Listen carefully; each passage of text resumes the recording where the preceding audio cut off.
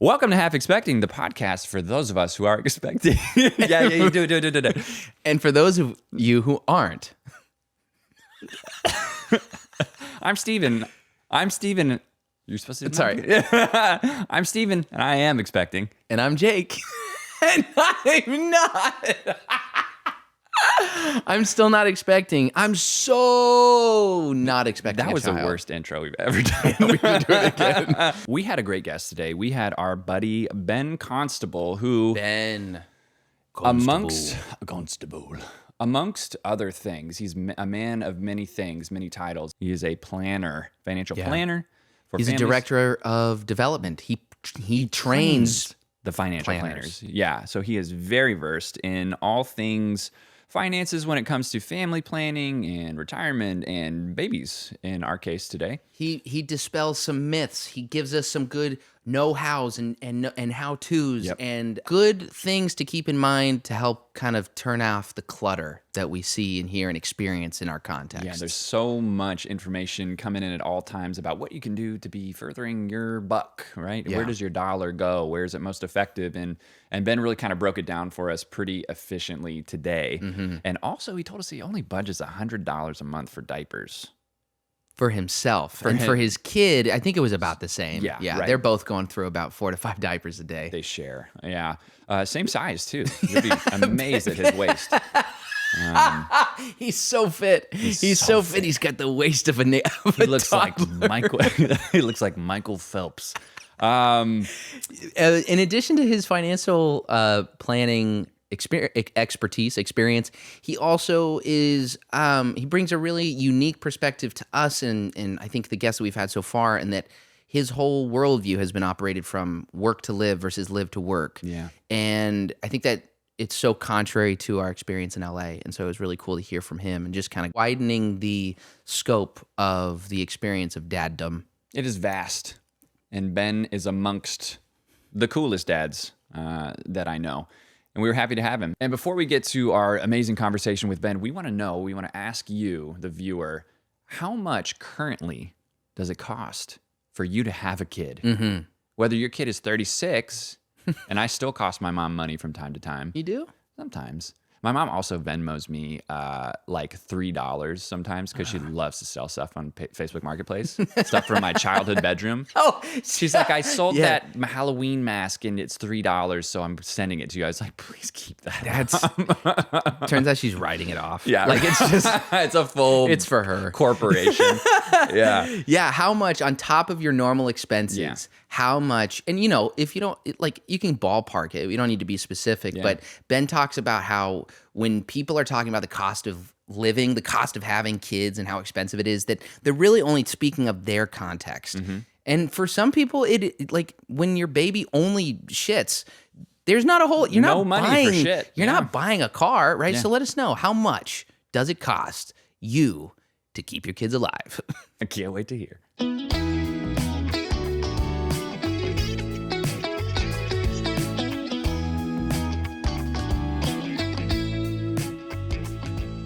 How do you feel about alliteration? Oh, yeah. So I read into it, and we're not doing it, but I like it. Yeah. And I've heard that if you want your child to be famous, basically, if you want them to have a memorable name, alliteration is the way to go. Okay. And so I would say I'm all for it. We won't have it, but I'm all for it. Okay. And as in you have a name? We have a name, and we're not gonna divulge. That's great. No, I love that. I'm thrilled for you. And I think we also had a name, and we feel like it was from above, and it just in the sense of like we really didn't try very hard, and it is alliterative, and I think catchy, but Shannon hates that it's alliterative. We talked about it. Did she mention that? Yep. She's consistent. Did Molly feel the same about I don't think she has a strong stance on alliteration, and I think you picked a great name. This podcast is anti-alliterate. Shit, I just said it. This podcast is against fuck. This podcast is no alliteration. No alliteration. But yeah, I think that if you are inspired to do it, just knock it out, because I've heard good things. I've heard that it's memorable. Yeah.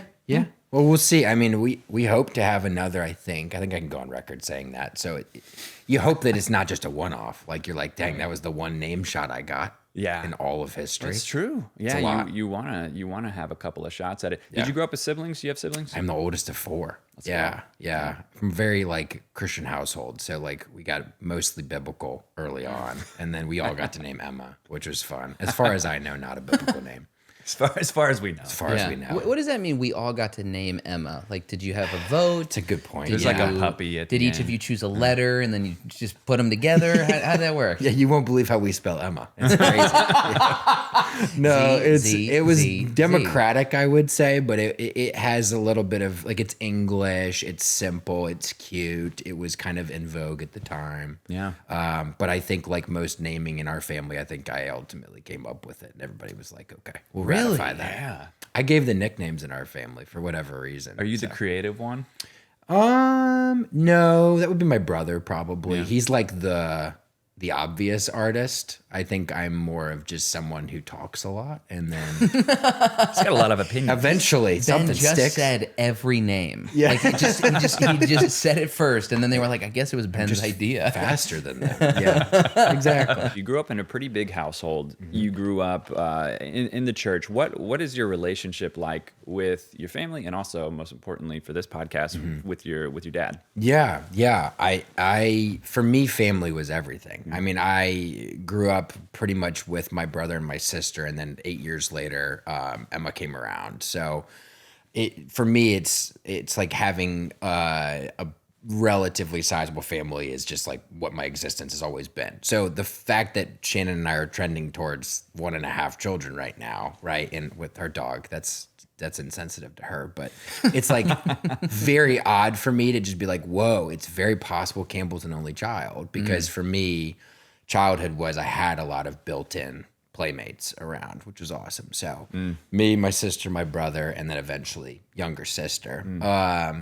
And yeah, I mean, my parents were awesome. My mom stayed home with us. My dad was a full-time pastor. So I think my relationship with my dad is very colored by the fact that he worked, 25/7 is what we would say, right? And we're watching this show that our good friend Jess wrote, right, about a pastor and his dating post-loss, and it's a gorgeous show. Go watch it. It's true that it's like a pastor's never really off.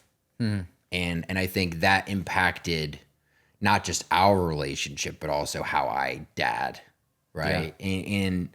And yeah, I mean, not jumping ahead too far, but I think ultimately what's so cool about being a dad in 2026, right? Campbell came around late 2024, is we live in a world now where dads are expected to be present to their kids, and dads should is a strong word, but things are just a little bit more flexible. And I think like in the hybrid space, Shannon and I have been able to put it together in a way that makes sense with both of us having career ambitions.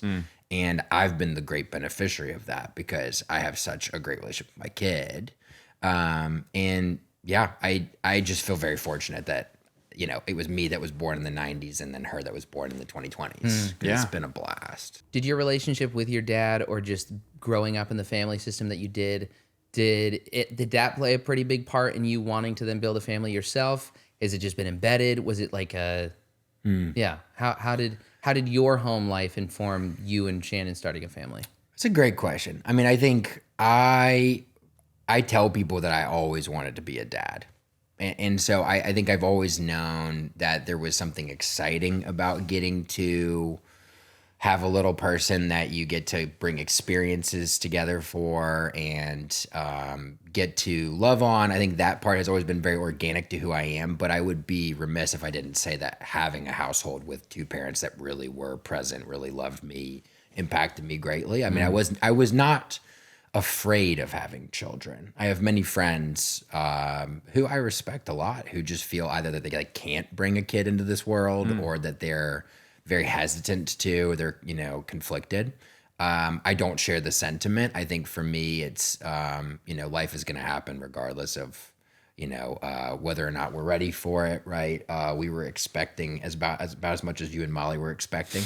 We had the golden bullet or silver bullet, whatever it is. And it was kind of like, okay, we had a great Christmas. Looks like September's going to be a fun time. But yeah. So I'd say what's funny is probably my childhood didn't make it unlikely that I would want to be a dad. But I would say what's been neat is my dad and my relationship in adulthood has actually been more of a galvanizer for me wanting to have children. Oh, wow. Because of the way that it's developed. And I just think, my dad had his own stuff growing up, and I think ultimately he's just been a dynamite dad for an adult kid. Yeah. And so, which, as a dad of an almost 18-month-old, you're like, will this kid ever be an adult? I don't know. Like, it seems like that's not going to happen. So far away. But then you think like, oh, how cool would that actually be to be adults in a room with a kid that like is your progeny? Like they were not here, and then y'all had a great time, and then all of a sudden, boom, kid. And it's like, wow, it's amazing. Well, I feel very much the same way about my dad. I think that our relationship has definitely gotten stronger over the years. And as an adult, I find myself thinking about my son and what our relationship's going to be like when he's older, right? When he's an adult, and wanting it to be similar to what my dad and I have right now. Yeah. And it's going to be hopefully even better. But I share that sentiment. I think it's so interesting to look at your parents as an adult and be like, oh, I actually really value this relationship, maybe even more than what I did when we were kids. Sure. And like I needed you. Yeah. It's an interesting, deep sort of revelation that you come across. Yeah. And I think what you were saying about having friends that are scared to bring kids into the world, I get it in some ways, but like in thinking back to my dad, I was like, he grew up when the Cuban Missile Crisis was happening, right. when like nuclear war was seemingly imminent. Right. And so there's going to be scary stuff happening in the world, no matter what period you live in. Yeah. And yeah, in order to convince yourself that kids are okay to bring into the world at that time, that's like an unwinnable battle in my opinion. It's like kids are going to be born in every era, and I think you're right. You just go for it and do the best you can. Yeah. It's just as naive as those who look at the world when it's really great and be like, it's the perfect time to bring kids in. Like, Yeah. Has maybe anybody ever said that? No. no, the thing. but it's true. It's always the worst time. Yeah. It's always this like, how could it get worse? Right. Yeah. Yeah. We will find a way. Yeah. We'll find a way to make it even worse. Leave it to humanity. But it's funny. It's like, I did listen a little bit to y'all's origin cast, and I think what was neat about that is hearing you explain, and I think, Jake, you'll feel the same way one day if the time comes, that like, you're not ready. Mm-hmm. You're just not. And that's the beauty of it, is that like, just like when you marry someone, if they have never been married before, you've never been married before, like y'all are going to be fundamentally different the second you get married, because they've never been a married person nor married to a married person. Yeah. Same thing with a kid. You're just doing it live. Yeah. And I think that's what's cool. Yeah. But what I would say I expect, and maybe this is too high of standard, is just like, can we generationally learn? Can we level up? Yeah. Like, can we not make the same ish mistakes? Yeah. And then kind of create a level of just greater level of parenting aggregate, right? Take what we've gotten, progress, and then, Campbell and the other kids of the world, if they get to become parents, it's like, okay, y'all should have a better system than we did. Yes, 100%. I'm so curious to see what the things that your kids' generation goes to therapy for. Want to change. Yeah. Because even the way you're describing like being born in the 90s, the expectation of dad being present wasn't near as high as it is now. Yeah. Thank God. Yeah. Thank goodness that the expectations have been raised. And I'd like to think that like, I just don't think they're going to have anything. They figured it out. But there's certainly going to be whatever response to the thing that we're trying to change, however we're trying to course correct, the good and the bad that'll come from that. Yeah. I need dad to be gone more, Yeah. actually. Remember the days when dads were just never around? 2026 dad is annoying. Yeah, exactly. I can't The back to work movement is actually brought on by the children of dads. So just like, please require them to come in. Yeah. Like, it's just too much. The hovering.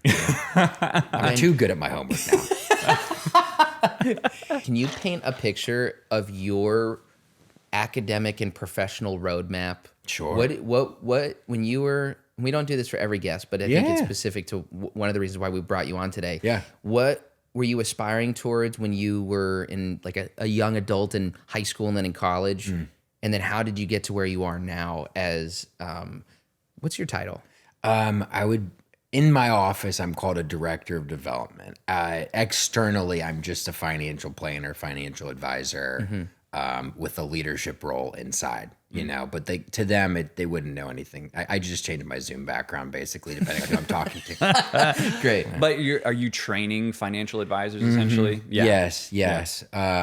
Yeah. The best that I can. Right. And I think it's kind of similar job to, what my wife is receiving in school right now. Not to say that I'm any kind of a teacher of PhD student level educator, but the idea of like, how do we teach people who teach?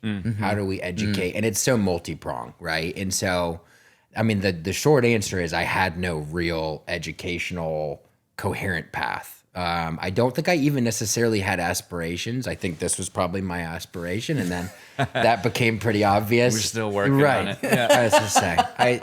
I was premature. I tell people that a lot. I was like, God, if I'd gotten those extra 8 weeks, I might have looked like my brother. So, but what's funny is he was also premature, and then he became 6'3", 200. So, Damn. it's just the older brother complex. Yeah. So, I'm not the decorated one in our household at all. I think I will be, by the end of my tenure as a planner, whenever that ends, if that ends, I will have a lot of internal qualifications. I'll have a lot of degrees that mean nothing to the lay people. And my wife will have all of the letters and the things that people care about, right? So like Shannon's got more masters than she could, you know, put on rings on fingers. And then she's going to be a PhD. So she'll be the first Dr. Constable, actually, technically in our family, which is pretty Dr. Constable. I know, Dr. right? Constable. Right. And I'm going to have a bachelor's and probably not a master's unless I divert away from financial planning. So why I think this is actually fun for today is truly I wanted to have a family more than I wanted any kind of a career. And I'd be curious if you resonate with that. I'd be curious if you resonate that, because I think I'm privileged of having had a great childhood. So again, I thought very well of that, and I thought well of my opportunity to do that. I come from a lot of privilege too, in that like there were very few early moments of anxiety, I would say. Like we were not loaded. You can imagine a pastor's income, and my mom was home with us. But what I knew was from an early age, that's where a lot of the sweetness of life was. Right? It's just like being with people. A lot of things can be happening out there, but like if we as a unit are vibing, and if we love each other, we're having fun together, like life is good, right? And so I knew I want that. Yeah. And what's funny is I realized that I built a bit of a like bumpers, if you will, where it was like, hey, any career that's gonna really stretch that. Not for me. Granted, I was never going to be a doctor. I'm not sure it's here, and I also don't do blood. So like, we're okay. Those are 2 strikes against strikes, yeah. right? He's got great tableside manner. So there you go. He's got one. And I'm actually okay with this. Like, there's not a shake or anything yet. So like, maybe. And the income would have been nice. They're totally scammed early in their career, though. Yeah. Oh my God, bless doctors. Yeah. Like they worked so hard for so little for so long. So I knew, if a job is going to, and this is definitely compensating for my dad, if my job is going to take me away from my household to the point where I feel like I'm neglecting my children, my wife and my relationship is strained, or I feel like I have no balance in life, that's a no-go. And so what I didn't know in, 90s, early 2000s is where the economy would go, where the jobs would go, what would happen in 2019, 2020.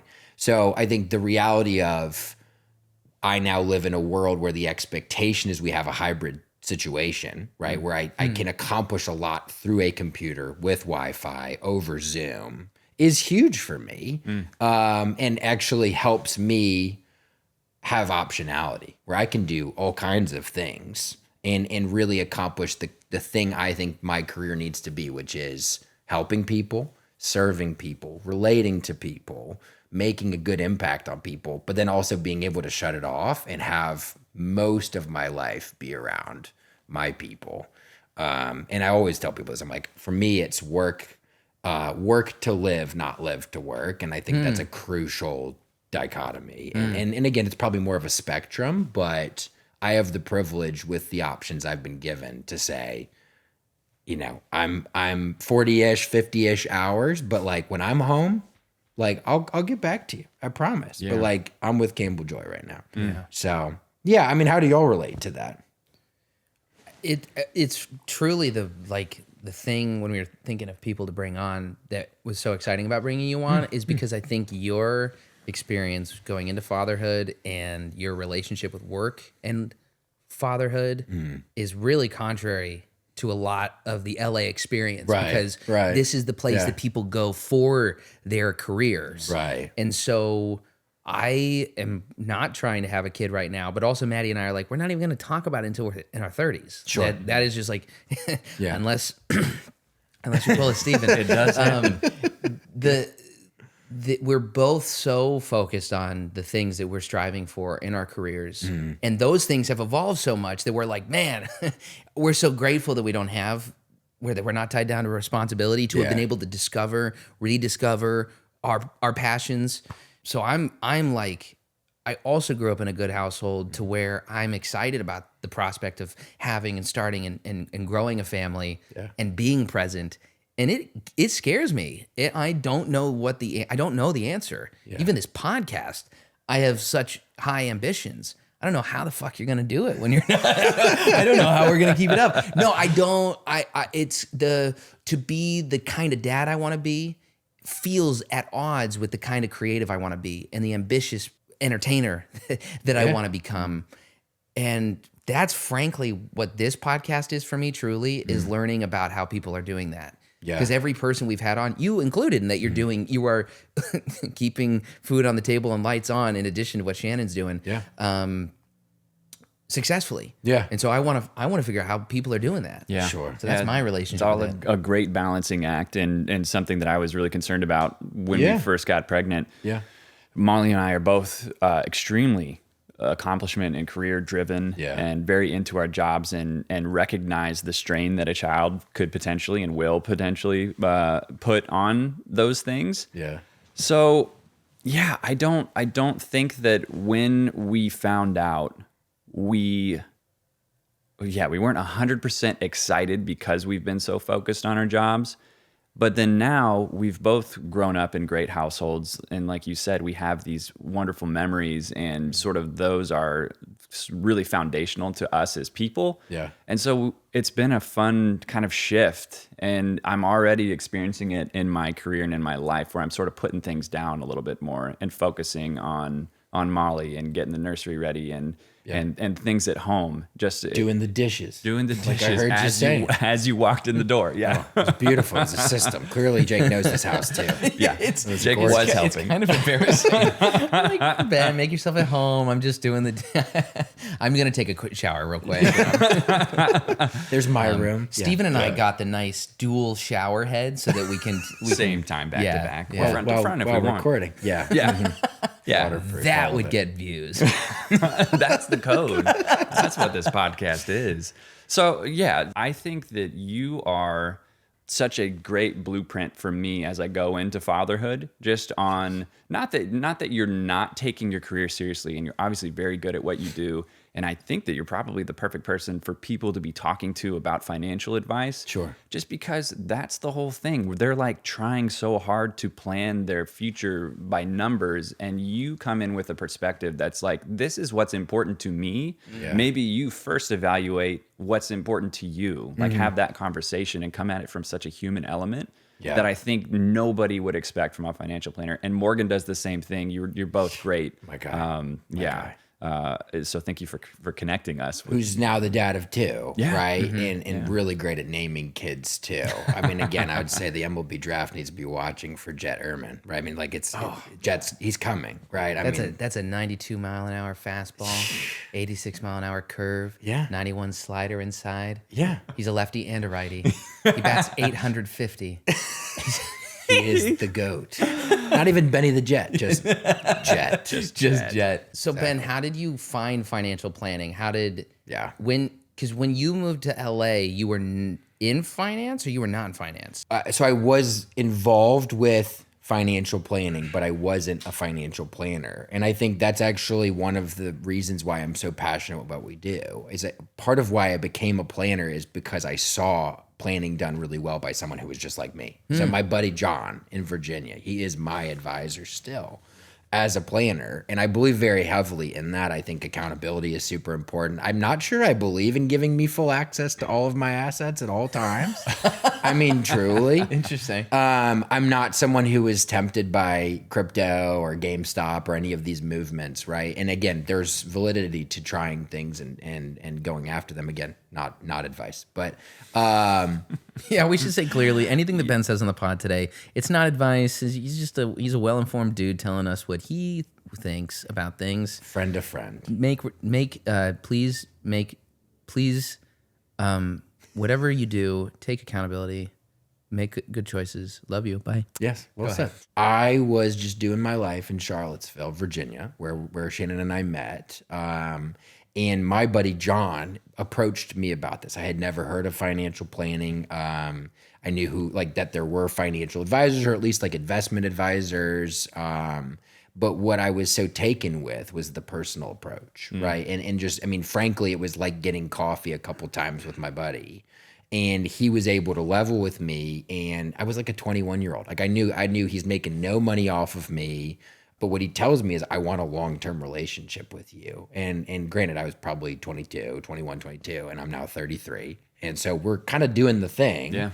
And I think if done right, the average relationship should be 3-4 decades long. Yeah. And so that's really amazing. I think part of that is there's a joy in getting to experience people's lives change, right? I mean, even for Morgan, right? He's already going through a life change with you two. Yep. How fun is that? Yeah, you'd known it for 6 months, and Yeah. we were like, hey. He was probably one of the first people you told Yeah. because of, Yes. because of Yeah. the fear. Yeah, because we were like actively setting up our IRAs. Yeah. And I was like, hey, but maybe Might need to divert some of this. we're gonna pull back on some of those funds, please. I'm gonna need all that back. Yeah. Anything else you got too? Yeah. We're gonna nest here. It's cool though, and I think what's neat is that it is a dynamic field. We do get to meet so many different people. I love doing it in California. Most of my early career was with people in Virginia. And then ironically, most of them already worked with John, which was great. And again, I was just like, please, like, you're in great hands. I know. But yeah, when we moved, it was because of Shannon's PhD program here. Sure. So Fuller has a really good name out on the East Coast as well. A lot of Fuller grads go to the East Coast because, cost of living. And we chose it as a couple. In moments of weakness, sometimes I remind Shannon it was more of her choice than mine. But we took a very gluttonous 19-day road trip 2 days after our wedding to make our way here. And the day I landed, I passed my exam to put insurance in place for people, which is a big part of planning, right? With the what ifs of life, I think we should protect first. Yeah. And that was the beginning. And then the next day I started a 3-week intensive training and I started to become the advisor while having my own relationship. The goal really was just, how do I make an impact on people? And a lot of it is more of an apprentice model, which I think is responsible as well. And so I had already kind of been apprenticing without knowing it. And then I really wanted to become like John, and not just as an advisor, but also as a man. And then he had his first, and then now they have 3 girls. And then unexpectedly, we kind of joined that journey. And again, what was my first call, probably my legitimate first call about it, was to him, to just say, like, is it going to be okay?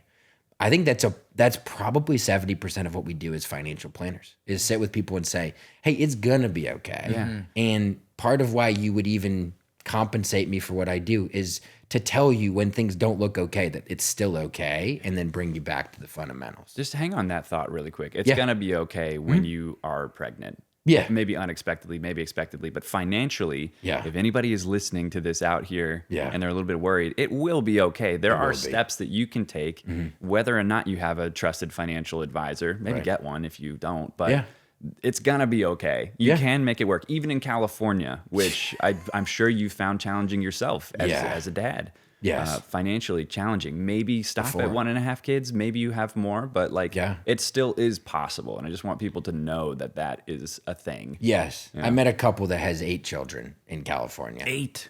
Yeah. What? They're incredible. I mean, again, it's like you're kind of raising by committee at that point, right? You're like, what's your name again? Go help the other child. It's beautiful. It really is. So, Dang. yeah, we're not gonna sniff that personally, but respect. I mean, So let's do a quick rapid fire. Yeah. I'm putting you on the spot. Great. What are some commonly misunderstood finance, money fears or myths when it comes to preparing to raise a kid or preparing to have a kid? I would say that people just generally say, man, having kids is so expensive. What is the context of the parent you're talking to, right? Like at what stage is their child, right? So frankly, Stephen, what's kind of funny is like maybe 3, 4, 5 months into baby boy being out, like I'll ask you, so how was delivery? How was labor? And you're gonna be like, what is that? Because there's some kind of a blackout that I think is divine, where it's like you just kind of survive, which I also think is probably more brutal than I remember, but also less brutal than it probably is perceived to be, because there's a sweetness in the struggle, right? In the sense of it's like you and Molly will never be getting to be in the trenches so much together as you will be in that way, which will produce intimacy in a sweet way, right? And then there's him, which will be the great reward of all the struggle to the degree you've never experienced before. So all that to say, my context, I have an 18-month-old child, roughly. Again, we've got to make it about 10 more days.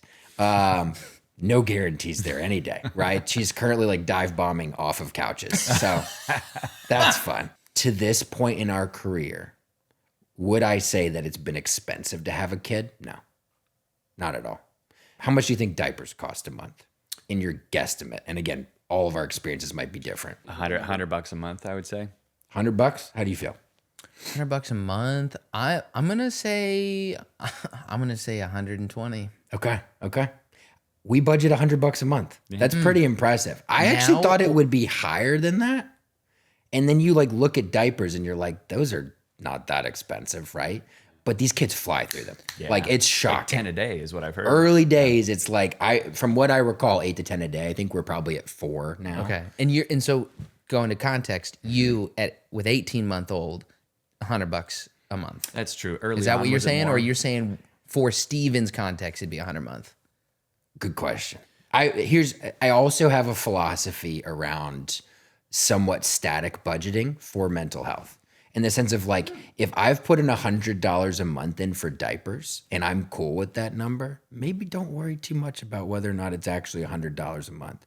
And again, that might sound kind of irresponsible, but in the sense of like, if it's more than that 1 month, because there's a seasonality to life. Yeah. Sure. But like, if it's not that, you're going to see that show up. And if it is a little bit more than that, it's probably not going to last super long. Like most things in a child's life. Like, quite frankly, it was like, man, like the rollover phase. That was, oh my gosh, she's oh my, it's like, she's like, dive bombing. Get off of me. You're like 30 pounds, And so I just say like stages last so little that it's almost like everything is dynamic. Nothing is static. So this idea that life is expensive with a child, I do think that's very contextual. I think that's very dependent on lifestyle. And I think it's dependent on taste, right? So you had my wife on here first. I think if Campbell was just my child, it would cost like $15 a month for a kid. Right? But it's like at this point, like we're not wearing like Gucci, but She's it's got like 3 outfits and we cycle. Exactly. I mean, quite frankly, I'm like, oh, that diaper's not that wet.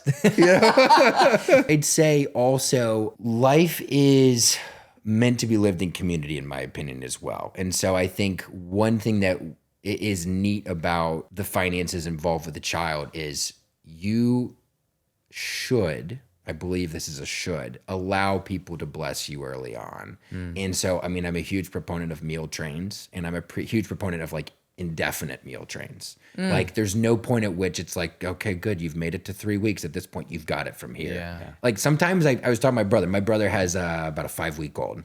And I'm like, Johnny, you might need it more now than you needed it early on, because at that point they're like a little potato. Like they're just not doing a whole lot. Yeah. It's just breastfeeding and sleeping and pooping, So I want to ask a question about that real quick, because I would not have guessed that. I think I would have thought that when the date that the meal train is up, that is when they want that to stop. Sure. Because of whatever logistical, it's hard to plan, it's hard to prepare. I don't know.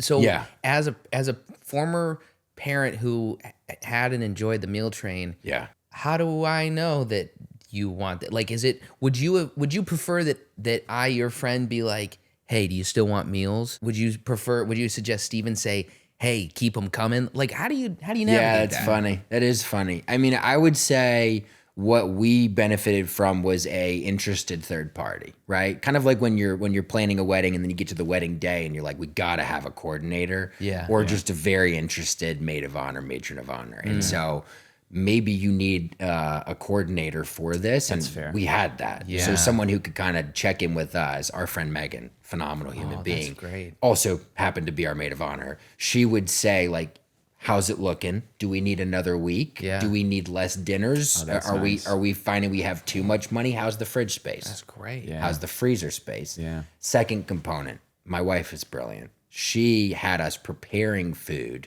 beforehand. So we had a loaded freezer with a lot of like really easy go-to things. Yeah. That's so clutch. it's a both and. But yeah, I mean, I think for me, it's like, it's one of the only ways that I saw people really able to bless us early on without having to second guess things, right? Because it's just it's so hard to know. Like, even when someone is unwell, I mean, it's not like they're just constantly like, I am feeling okay now. It's just sniffles. I just vomited, right? It's like you're not getting a play-by-play, and their spouse, right, their good friend is there. They can't be giving you live updates either. And so this was a way where people who were far away could really send gift cards or just cash. People close could bring it and get to spend some time. It really was wonderful. So I would say lean into that. Definitely. And that helps. One of the things that Molly said when we got married is how surprised and uncomfortable it made her, how nice people were to us. Yeah. And nothing could have prepared us for the level that it even is amplified when you're having a kid. We have just had so many people buy us nice things, be kind to us, be around all the time, and willing to help and pitch in and stuff. It's crazy how many people rally around you when you need it. And you may not know how loved you are, Steven, right? Yeah. I mean, I can say this confidently as well with Jake, right? Like Jake and Maddie are two of our good friends. Yeah. If they were having a kid this week, we'd move heaven and earth to make sure that kid was well, that they had nothing that they were worried about. And I think just having a tribe is everything. I had one more thing I did think about, because it is funny. Again, I'm so removed from it. I can give you a little bit of what it looks like for us to do life right now. I think a sidebar on that would be is like, kids eat what you eat until they eat you. Sounds weird. They're eating breast milk primarily for like what feels like a very long period of time. And then we start to kind of delve into exploration. But we're still 18 months in. Everything that Campbell's eating, we're eating. Yeah. So it's not this enormous extension of our food budget. Yeah. Most of our excessive spending is, I am freaking exhausted because of life and because of sleep and because of everything. I'm going to just Instacart, an aggressive amount of food. Yeah. That's where my spending goes. But the thing to talk about here is I think there's this myth that birth and delivery and hospital and all of that is just this incredibly crippling expense. And I think, again, just it's 2026. There's about 100 ways you can do it. Yeah. And we have great health insurance, right? And again, I think even if you don't, there are ways you can mitigate. And so, I mean, I think we probably went about $5,000 out of pocket for birth. And again, no complications. Like, praise God. Like, we literally, Campbell was born at 4 a.m. We were sent to our home at 8 a.m. by our midwife. Wow. Who was just like, everything's fine. Yeah. And I'd say there'd be a lot of people in the medical community be like, you sure? But they came back 24 hours later and they're like, everything's still fine. Yeah. And it's, again, just like feed, sleep, poop, feed, sleep, poop, sleep when you can, do it together. Yeah. But I'd say part of it is because we labored at home. There was no hospital plan. It was a backup plan. We went to a midwifery, right? A very simple looking room. Honestly, this is a much nicer and more done up room than that. And quite frankly, like, I caught Campbell, and which is really cool. And they basically just did a couple things, gave her a vitamin K shot, basically monitored the breastfeeding and said, we're good. It's good to go. So we had done all of this planning. We had an HSA that was like loaded, ready to go. And most of that, I think we still had to use on other things. So I think that's an encouragement. Yeah. That may not be the experience of many people that like listen to this. That I'm just going to tell Molly that we're going to do it here in this room if it's nice. Have you guys decided if you're going to do in a hospital or? Yes, hospital. Okay. Yeah, we're going to do it at Huntington over in Pasadena. So we'll be Love it. down Great the street from you. Yeah. Yeah, we feel very lucky that I don't know why early on we sort of just had that as our place. We just kind of had our mindsets and we're lucky enough. I didn't realize how hard it was to get into hospitals. They're like clubs. Sure. It's like a nightclub. Yeah. You have to get your doctor so early. Sure. And because we were not expecting it, we were sort of behind the 8 ball on the whole thing. Yes. And almost didn't get a doctor that we were excited about. So there's a lot of stuff that you got to think about that you just don't. I don't even know. Yeah. I'm glad that you know, and I'm glad you got them. How long until you felt like you did know? Do you? As a dad, like, are you in your groove both as dad and financially? Yeah. Bringing it back to your gig. Yeah. I mean, yeah. Again, we are inextricable, the three of us, from California, right? Like, does anybody ever feel like they're at home and comfortable in California financially? I don't know. I mean, again, like, I have a salary, and I think that gets us by for sure. But there's a difference between living how you can live and living how you want to live. And I think there are components of financial security that are very subjective, right? Do I feel free? Am I anxious? Do I feel like, and one of the questions I do ask people very early in our initial interview with them is, what does financial freedom mean to you? Another one, what keeps you up at night financially? And then, do you have any kind of a savings philosophy? Right? Is there an amount that if I told you I could drop an amount of dollars in your bank account that you would now no longer think about money, what would it be? Very informative question. And you'd be shocked how many people it's not as high as they even think. And when they say it out there out loud, they're like, oh, I have that. Oh, I'm okay. Right? And it's like, let's talk practically. Your life costs $5,000 a month, right? You have 15K. 3 months could go really, really poorly. You could get laid off. I got laid off 6 months into Campbell's life. That's another fun story. We were okay, right? California, the state itself, actually did help us out a little bit. I had an emergency fund. We burned through it. It's great. It's back. 18 months into her life, it's back, right? So, yeah. I think we're making it, but it really feels like a day-to-day. Financially, I'd say I'm not sweating it. As a dad, what's fun is it's evolving, but I find dadhood, parenthood, mostly characterized by joy. It's unbelievable. One of my favorite moments in the morning, and I almost fight Shannon for this ability, if she would confirm this, is I want to go in and open the door. Because I want to see the little kid where it's like she can't see past her hair, and she will say "Dada," and like we'll say "Good morning, Pasadena" as we open the window. Good morning, Pasadena. We do. We greet Pasadena probably more than anyone on earth. I love it. And I think that's what I'm so excited for you for, right? And Jake, if y'all get the chance, I mean, it's by far the greatest thing that's ever happened to me, with respect to my wife. What's great is it's partly because of her, and better because it's experience with her. If I'm a partner getting ready to be a parent, kid on the way, I've got some discretionary funds. Right? We've all got discretion. We've all got just like buckets of money. We've all got like a little bit of cash where we want to be thinking forward. Yeah. How important is our personal retirement versus their retirement, their college? Yeah. What's a Coogan? We don't need to talk about a Coogan account. Yeah. I guess in California, it's probably important to talk about a Coogan account. But yeah, it doesn't really change when you become a parent. I think that like good foundational planning is good foundational planning. what I would say is, I think you got, again, just to check the box here, like you need to have an emergency fund. What that would be defined as is basically like your fixed expenses multiplied by 3 to 6, right? Hopefully Morgan did a decent enough job with you guys, right? I'm like, wait, hang on. You're like, sorry, is that correct? What's a fixed I'm gonna expense? go call Morgan. Yeah, right. And it's basically like, again, it's like if we shut life down and we're like, okay, it's sad, but like Ben got laid off. Okay, less fun, maybe to no fun for 3 months. We just got to pay the bills and eat food, right? Okay, we will do that. That's your number. Multiply it by, I would say multiply it by 3 if you have 2 incomes, and probably 4 to 6 if you have 1. We do not live by that because, you know, we like a little risk. Yeah, danger. That, I think, why I start there is because the rule of thumb would basically be put your money in the most efficient vehicle possible. A savings is not that efficient, right? Like go to your Chase checking, go to your Wells Fargo checking. We're looking at like 0.1% annually. Yeah. Like enjoy those pennies, right? Inflation, right? The historical rate of life becoming more expensive to live the same way is historically about 2.4%, right?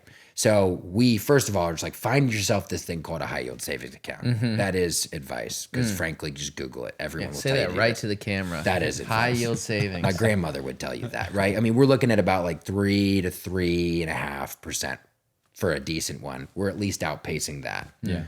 Now we can say, okay, my cash is not losing value by sitting where it's sitting. Every dollar past that, I think, needs to go into more efficient vehicles. Then the rule of thumb, I think, becomes trust the value of time and compound interest. It's magical. It's insane. So I have to return to my planner and say this regularly of like, John, we haven't contributed to our Roth IRAs in God knows how long. Thank God. Actually, this week we are contributing for the first time in 18 months. Very grateful. Very grateful. And it's going to be okay. He tells us that. So first of all, I'm 33. I don't have aspirations to retire super early. I enjoy working. I think retirement for many people will look like it's done, shut down. We're just going to go visit the grandkids and travel and, you know, do the cruise we never could do. Yeah. I'd say a good chunk, if not more than those people, from what I see in my little straw poll that I do, want to continue to work. So we may even have some taxable income coming in from, let's say, 65 to 95 generously. So maybe the floor isn't actually that low, right? Like maybe like we really do have some leeway. Maybe we still have Social Security, probably not a pension, but like you've maybe got a 401k that you've been dripping some things into, or you're, you know, a creative and you've got an IRA. Maybe you've got a SEP IRA, which just is a business owner IRA. Effectively, you can put more money into it. You're going to have time as long as you don't wait forever and ever and ever. So we even have a chart that we work with where it's like, dog, you could have 10 years and you could get to $1 million in 10 years if you put something like $9,000 away a month and you get about a 7-ish% return. We have a chart that shows this. $9,000 a month. Exactly. Excuse me? What do you think the figure is if you start at 25? The goal is to get to 65 to $1 million. Same exact scenario, but just you have 30 years more. 125. Little higher. About a 381 a month compared to like 9,000 a month. 9,000. Wow. Right? And so you're and then the $1 million estimate, like that's how long is that going to last? About a third to a half of retirement for someone probably living like us-ish in California, hypothetically, that's my age, based on what I have seen. Based on what I've seen from My number I tell people right now is about $2 million.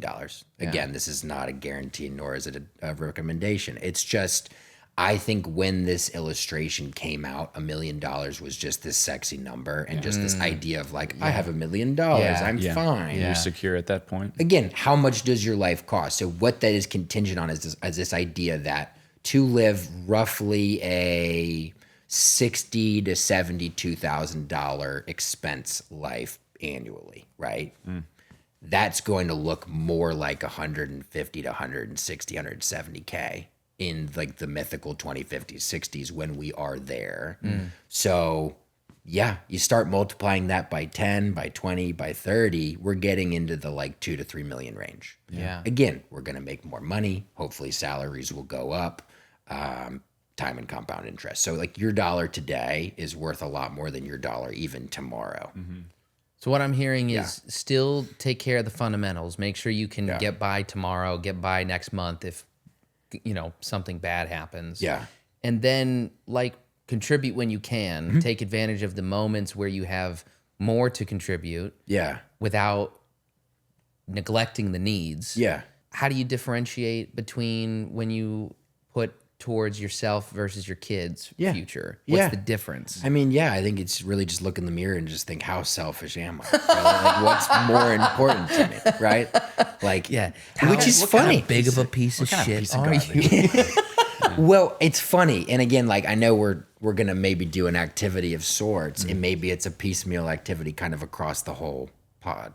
Not to tell you what to do, but I think this is kind of fun in the sense of like, I'm curious for y'all. Have you ever thought about, 1, do I fund my kids' education? 2, how much of it do I fund? 3, why? Yeah. And to be clear, my kid's going to the NBA, so I don't have to do any of that. Okay. and that's fair. And I'd actually put a bet on that. So I think the NBA is changing it to they can go straight out of high school again. High school, yeah. Good. Tracy McGrady, is what we're going for. Yeah. But when you say funding education, you're speaking specifically about post-secondary, like university level education. It's a good point. And I think, we start to talk about 529 accounts. I mean, the reality is that I'm very bullish, to use a financial term. Like, I believe that we're going to have more opportunity within every account that exists. So, for example, within the last couple of years, just to jump a little bit ahead, they've taken the 529 account, they've added a couple fun bells and whistles to it. So it used to be pretty traditionally post-secondary school. That's where your money can go, right? A college fund, if you will. Even in the last couple of years, well, you can use about 10 grand of that to pay off K-12 education. Awesome. Thank you. Just a couple years ago, hey, if the kid doesn't use that for education, go ahead and turn it into a Roth IRA for them. No way. Yeah. Right? It's like, okay, that all has happened in the last 6 years. I've only been a financial planner for 6 years, and we've gotten 2, I would say, life-changing moments in the education space. God knows what we'll be able to do with those dollars eventually. Wow. Right? It's cool. It's really cool. 529s are super buzzy right now. They're like hitting my Instagram feed pretty hard at the moment. Just for the layman, myself, how does one go about securing one of those? What does it look like to establish a 529? Yeah, I mean, it's funny, and I think one thing that's often a part of just like us, like doing this initial financial planning dance, is differentiating between an account and a fund. Right. And so people will be like, I would like to invest in an IRA. And I'm like, okay. Yes. And they're like, I would like to grow money in an IRA. And I'm like, yes, I think we're getting there. And they're like, the IRA is the S&P 500, right? And I'm like, no. And it's like, okay, so let's just like establish terms. Yeah. So a fund would be, we're usually talking about something like a mutual fund or an ETF, right? It really just this idea of like, we have this basket of ownership. Right? Either some debts, right? Hey, if I give you money, I'll pay you interest until we give you that money back, right? Or some kind of an equity, right? Like, okay, I have a stake in whether or not this company does well, does poorly, and then I'm going to see the return. We're going to create a basket around that. And then how you purchase them would basically differentiate which of the former or latter it is, to talk really, really quickly through that. So the idea being, it's just good to grow money in the market. It's going to grow better than if we just sit on the sidelines. Then there's accounts. The Roth IRA, it's in an account, right? A traditional IRA, it's an account. Even a high yield savings is technically an account, right? That one not labeled for retirement.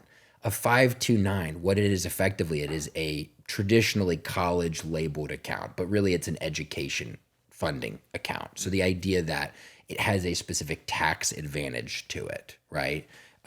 The Roth IRA, it's a tax label that just basically, thanks to Senator Roth, says, hey, I already paid taxes on this, and guess what? All of that growth, all the money I put in, I can take out in retirement post-tax. Again, I'm seeing nods. Good job, Morgan. But the IRS is not stupid, and so they put limitations on how much we can put into these accounts. Right? And again, to be completely honest, at this exact moment, I could not tell you exactly what the limit to put into a 529 is. One, I'm not privileged enough to be pushing it right now. But the reality of it is just like some kind of a drip into this. You would have already paid taxes on that money, right? It's just you received the income and then you put it in the account. There was no initial tax break there, right? But then when you pull that money out, if you pull it out for education, you would not have to pay taxes on the gains on that account, right? And so there are components to it in the sense of like if it's within a certain state, you could get a tax deduction for the component for the contributions that you made. But really, this idea of like kind of like a Roth IRA, it's got that tax advantage where it's like, hey, I can bring this out for my kid and we can really benefit from the growth, the time that it's spent in there. Yeah. So, we have one for Campbell. We put about $100 a month into it inconsistently, but like kind of as we can. Yeah. And here's why I ask you, and I want to return to the question is, we had to discern for ourselves, how important is it to us to put her through school? Or is there going to be another kid? Do we want to also put them? What kind of a precedent have we set with the first kid? Yeah. Right. And what is my own experience? Right. Which is I paid for some of school. My parents paid for some of school. We got a lot of it waived because of our income. Cool. Awesome. We were filling out a FAFSA every year, right? Declaring kind of what we could do. And they were like, oh, we'll meet you halfway, right? Yeah. Here's some federal, here's some private. So let me return to that, kind of our first exercise, if you will. As you are thinking about this now, again, talk to Morgan. What's beautiful about this? And then Jake, like as you kind of think aspirationally about it, like what do you have a philosophy on debt when it comes to student loans? Is there a philosophy on the gift that you'd like to give when it comes to education? Yeah. And you know, how do you reason with that? Molly and I were both very fortunate. I did not pay for any of my school. I got some of it covered because I worked as an RA for a while. So room and good for board you. was covered. Thanks. Yeah. Yeah. And I also went to a school that wasn't so expensive. You know, I wasn't in an Ivy or anything like that, or even I didn't go to UT. I went to school at the University of North Texas, which is very affordable, great programs. I got a great education. But yeah, my parents paid for my education outside of room and board during that time. And Molly had some financial aid. She had some stocks that came in from her grandfather. She had a tremendous amount of help from her family as well. Yeah. So I think that both of us would agree, and we actually haven't had this conversation. So Molly, if you're listening, I'm making a plan for us, and I hope that you're on board with it. And if you're not listening to it, man, that's a bummer. I think we would both agree that we would like to make that not a burden on our kid. Cool. We have tons of friends who have a crippling amount of financial debt, and we do not want to see that, I think. Sure. Yeah. Yeah, sure. Yeah, I'll chime in and I want to go to you, Jake. I think one thing we're trying to help people come to terms with is school right now is very expensive. Yeah. In this state, actually, there's a lot of really awesome schools that are really affordable. Yeah. Part of why we could see ourselves here long term, right?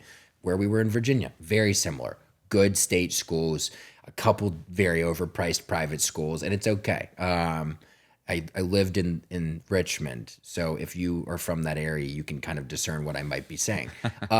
It's shocking what even education costs now. What is it going to cost in 18 years? Yeah. Like truly, to the point where I have said, I think we will have a turning point where it is actually no longer wise to send your kid to a 4-year school. Yeah.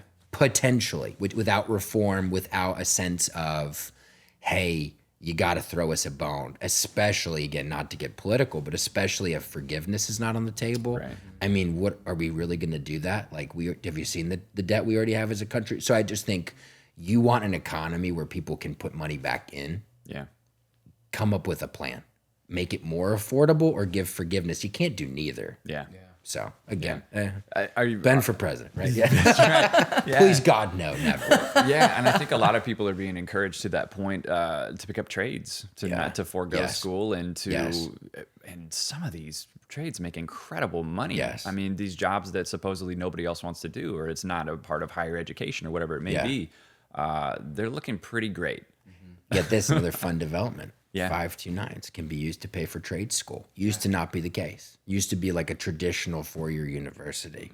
And again, I'm not like a 529 historian, but even I know that it's just like, as we see the tides turning, great positions that you can get just by going to a trade school, kind of a why not position comes out, right? And then of course there's the MBA, but you know, not for all of us, right? Especially for my daughter, you know? When is it going to become, you know, Caitlin Clark could come over to the NBA. I don't know. I digress. So Jake, I have a quick question. yeah. It's encouraging to hear how progressive, not in a political sense, but just in the way that it's changing often, that these accounts are and how you can or can't use the money that's being funded into the accounts. Right. So my question then is, what happens? Is it even a possibility that I could be I see the flexibility of the 529. Yeah. I like that it doesn't have to just go towards higher education. If they choose to forego school, they can put it into a Roth. Yeah. Is there ever a chance that in 18 years or in 20, however many years, when finally they decide, I put the money knowing that that it has the flexibility, and then something changes to where they say, actually, no, 529s can only be used towards blank. Yeah. Is that a possibility? And if so, is there any sort of grandfathering in of like, oh, you opened this account when it was this legal, when there were these structures in place, so you can still use it towards that? Or is it just like when it changes, it changes? Grandfathering definitely has been a part of the history of, I think, a lot of these accounts. I'm sure it's hard for you to say with absolute certainty anything, really. Yeah, I mean, we just absolutely. probably And don't again, know, like but- I'm decent at what I do. I'm also not the most educated, right? I'm currently working on my CFP right now. I'm about 3/7 of the way of the preparation for the privilege to sit for the really long exam. But who's counting? But who's counting? Yeah. It's been very helpful. It's also a lot. But yeah, all of it to say, I'd say, frankly, I expect a lot of dynamism in all of these. Also, you can always get what's called basis back, right? Anything you put into these accounts that was yours post-tax, you can always just say, hey, I'll take that back. Thank you. Yeah. There would be no penalty on that. Yeah. And then you just got to know, okay, like, is there a penalty tax? Sorry, is there a penalty? And then would I be paying a tax? But it's not like they're like, sorry, like this is ours now. Okay, right? that's good to know. That in that sense, that's good. Even your Roth IRA, right? So I think it really just comes down to you've done a lot of good things by putting this money in an account that is hypothetically tax advantaged. You've done a lot of good things by choosing to grow your money in the market. If you give it time, it should be good, right? So one thing I also share, and again, this is fact, this is stat, this is not recommendation, but there's never been a 15-year rolling period in the history of the stock market where it's been down. Hopefully, again, by the code that we were trained upon. This should be something you hear from a comprehensive financial planner every time. Yeah. And so we should have a lot of confidence with any goal we have that's 15-year plus. My retirement, my daughter's education, right? We're still 16 years out, hypothetically. So what I'm hearing then is get into the market ASAP. Yeah. If you don't every month, then that's okay. Yeah. You will be fine. Yeah. But the earlier you put money in, the better off you're going to be. Correct. And just consistently make that a part of your financial plan. And you might be shocked at how much it rewards you. Yeah. So, for example, I did the math roughly on ours. It was, again, brief calculation, very conservative expectation of the market based on how aggressive we would be in our equities to fixed income ratio. Very aggressive. Like we're talking like almost 100% equities because it's 15 years plus. Yeah. 300 a month, just straight up with, I think, a 5 to 10 grand one-time lump sum was going to get us to maybe the 120K mark. That's where we landed of this idea of like, hey, if we've got 6 figures chilling there for Campbell, maybe we do the same thing for a similar child. Yeah. That's probably to get them pretty far. Let's say college is crazy at that point and like half of college is 100K. Maybe it's okay to give her debt, you know? Yeah. And it would be good debt, in my opinion, which is, again, an interest rate where we could invest in the market and pay it down reasonably. I just, not to be a Debbie Downer, but I can't remember the university, but one of the universities has broken the 6-digit mark for annual. Yeah. So no kidding. Yeah. No so kidding. we are there today. Yeah. Was it Harvard? I think it was Harvard, but I didn't want to say. Yeah. But I hear what you're saying. Caveat. Yeah. Harvard is notorious, and notorious is not the right word. What's the infamous? Infamous? Famous? No, famous? Yeah. Famous. Well known? Yeah. Well known for their student aid. Sure. Right? If not comprehensive student aid. I think that they pride themselves on like, if you can get into Harvard, we're going to make it happen for you. We're going to really reduce it. There was something like to that effect. I read the Harvard thing, but then I also read, I think it was about Yale. Yeah. That they had like this Yeah. basically a full forgiveness program that they were Ivies rolling are out. cool in Yeah. that way. You got to be able to make it to an Ivy. Jake, what do you think though? Like, have y'all thought about it? I also come from the privileged man. We should call this privileged expecting. I too earned some financial aid through scholarship and stuff, and then was an RA for 6 weeks. So I don't know how much that really saved. What happened? Basically the same experience. Tell the people what happened. But then that's for another time. But then my parents did pay, and it was a situation that was very was not in the cards until I went to college. Yeah. My dad got a new job that he just started making a lot more money, and for him, his whole motivation working was I want to pay. So it was like I didn't really understand. I also went to a very cheap state school, and Go with Rams. the scholarships, go Rams. So it was the best case scenario for both him and I. But yes, I'm very privileged to have had that paid for. Yeah. I don't know what the feeling of having that debt is. So I am of the belief of I don't want my child to have that debt. Sure. Also fully aware that even going to a state school now isn't like what it was when I went. Yeah. I'm also a freaking weirdo and haven't used my fucking degree once. I guess Both that's of not us. weirdo. I'm just a creative. No, so I'm not true. So there. Well, no, Which was? I don't. My degree was theater performance. Yeah, come on, I Jake. don't know. Hold on. Come No. on, When Jake. When are hold you on, not Stop. using that degree? Stop. I know what you're saying. He's being theatrical right now. What I'm saying is, I don't think I've been employed because of the degree that I earned from a 4-year education. Sure. Yeah. I use my degree all the time, of course. Yeah. But I think the case that I'm making is I actually don't have the experience of going to school and then using being afforded opportunities in employment because of the degree that I earned. Sure. And I'm in a field that you don't have to go to school. You don't have to have the 4. Casting directors don't give a fuck unless it's like Yale. Yeah, unless it's Juilliard, unless it's NYU. Sure. Like Yeah. Isn't that with any profession though? Like nobody really cares. But there are very some few jobs that I'm not exceptions. even eligible for without a degree. Like sure. and that's what I'm talking about. Yeah. I am only going out for work that has zero Yeah. credentialed 4-year degree eligibility. Yeah. So I have this skewed system of I think you just don't spend the money, don't waste it on a degree. I learned a lot and I'm super grateful for my Socially. college experience socially, but I'm also Totally. I'm not sure that the 4-year experience at college now is the same that it was when I was in school. I think that Post COVID, is that what you're saying? yeah. Yeah.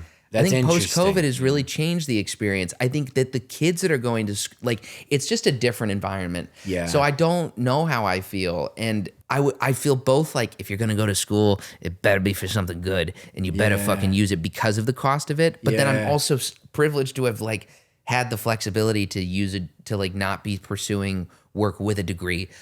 Did any of that make sense? Yeah, absolutely. How much is too much, I think, is a question I would ask in this context, Mm. right? And I think, again, it's we need to have an opinion. So for me, if it was, again, just me making a unilateral decision, Mm. I would say there's a lot of benefit to sending Campbell to school and not having her just get into a house with a bunch of roommates and start working. Yeah. Because of the time it allots you in a day to discover yourself. Yes. And Yes. make bad decisions. Have fun. You're in this bubble that sort of protects you from the repercussions of real life. There's a little bit Perhaps- of bacon that can happen during that time. Yeah. I guess what my thinking then is, because I want to be very clear that all of that is to say, if I can, I still want to put money aside for whatever they decide to do, whatever is in their best interest. Yeah. Is really not for me to decide, because I don't think my Yeah. parents could have known what was in my best interest Yeah. until I moved out here. Yeah. You know, or they didn't really know what I wanted. I didn't really know what I wanted.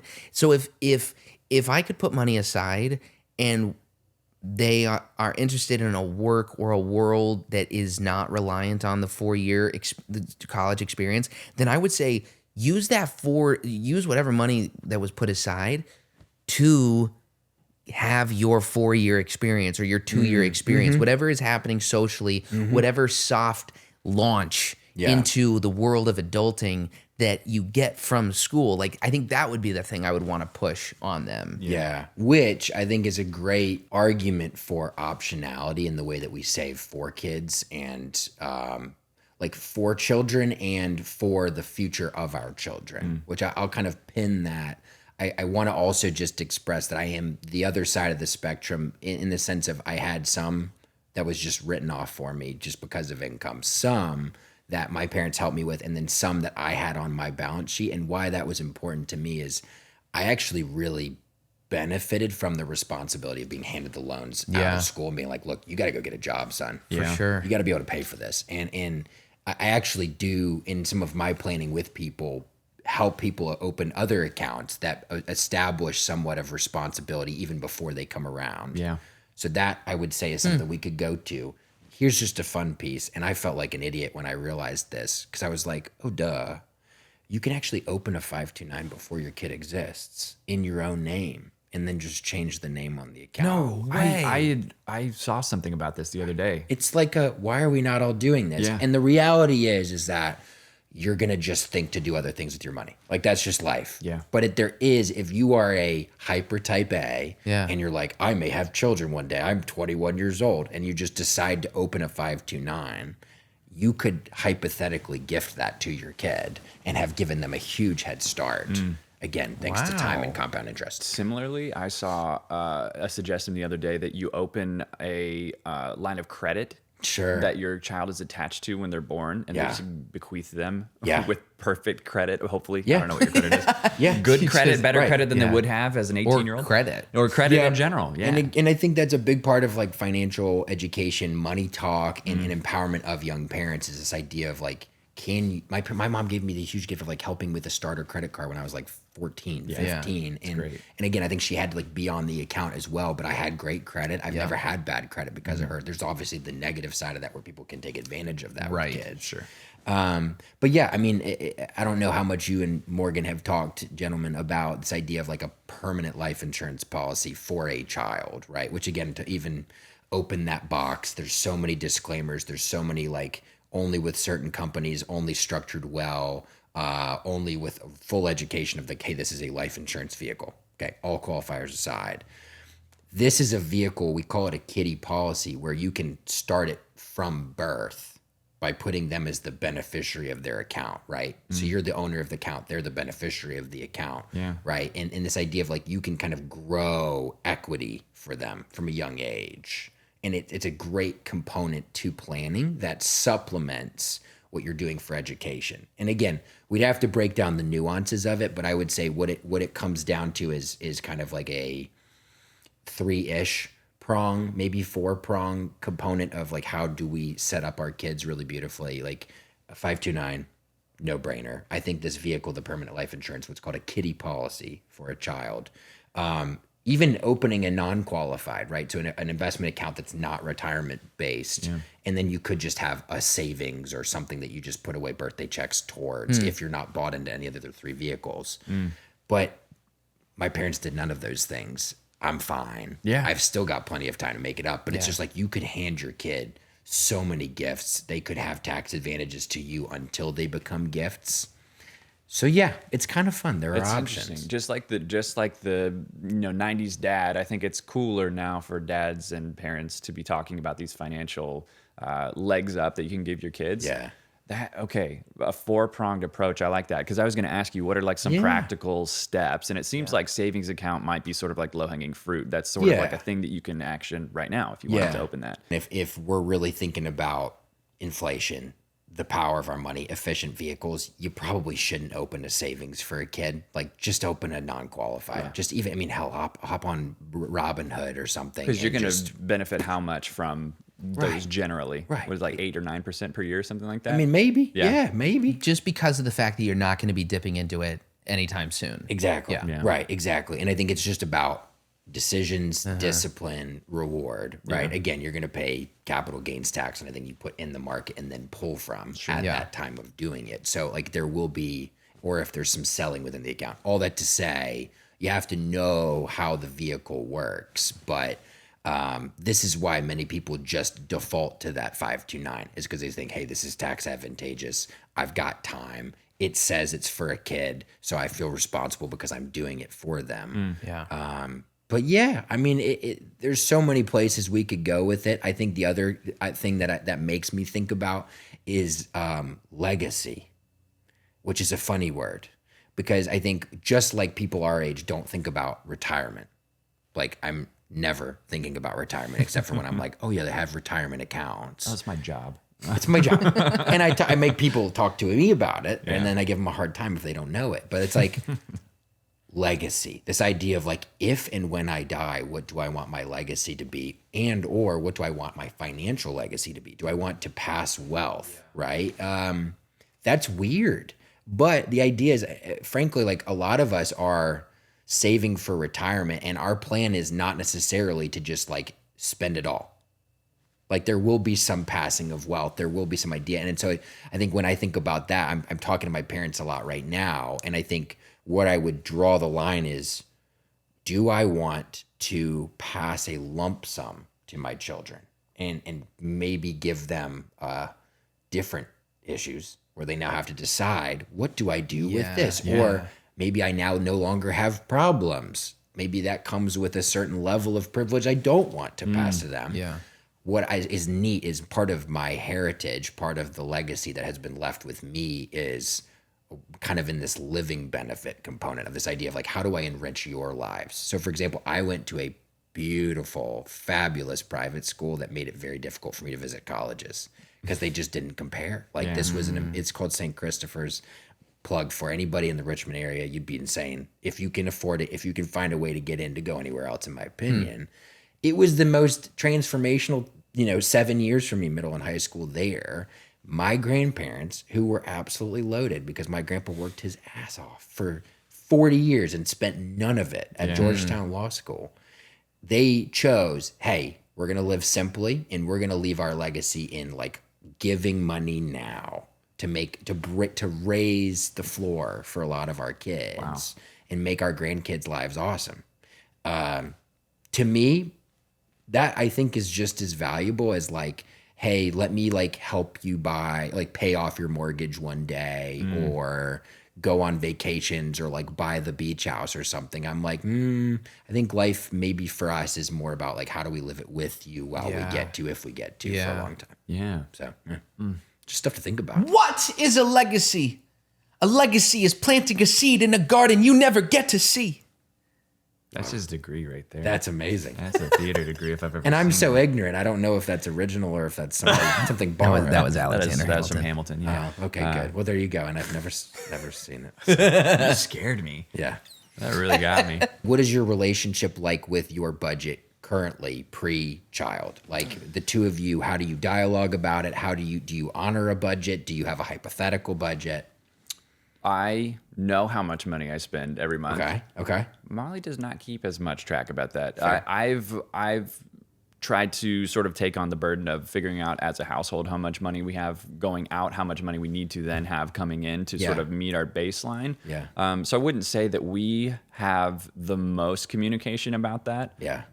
It's kind of it's sort of a tricky topic, right? It's almost like I don't even want to think about it right now. So I'm doing my best to be the kind of the driver of, hey, it helps to know. It helps take away anxiety for me to know what we need to make in order to meet our just basic needs.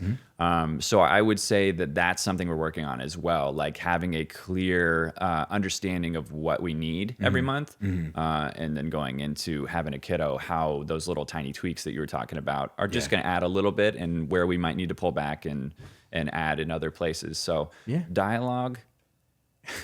Molly's gonna get mad. We don't talk about it a ton right now, but It's like a You know what, negotiation though? sometimes. We were having a conversation with Robbie, who we were debating on like, when do you decide who's going to do what in the morning? Who's going to feed? Who's going to sleep? And we were having this debate on, do you do it together because of camaraderie? Do you go back and forth so that you're all, you're getting the sleep that you need so you can switch off? And it's like, I'm curious what you would say, Ben, in terms of like, when's the best time during the pregnancy to be able to have these conversations? Because you are not pregnant. Right. So the conversations that are difficult are probably even more difficult when you're also having to deal with just the physical, mental 100%. toll Yeah. and discomfort. So like, what would you suggest? How do you breach the topic of having like difficult conversations like this during pregnancy? Yeah, I mean, it's all a negotiation. So I think typically I come with like peace offerings and healthy context, right? Like, again, if we're having conversations when we're doing other things, my wife is very, ADHD. Like, she's just very distractible. She's very invested in other things, and she has this thing called a smartphone.